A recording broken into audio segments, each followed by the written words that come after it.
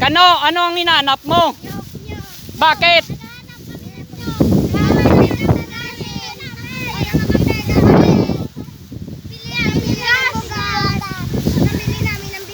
Si Kano naghahanap ng nyog dito sa loob ng fish pond para ibibili ng bigas at saka pagkain.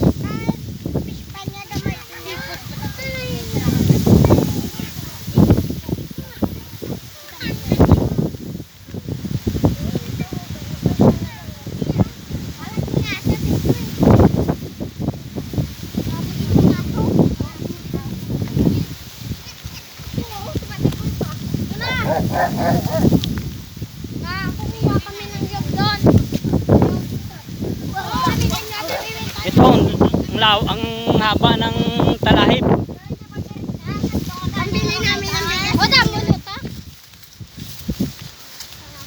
Pambili kami bigas. O si Kano, oh, lumulusob sa tubig para makakita ng nyog.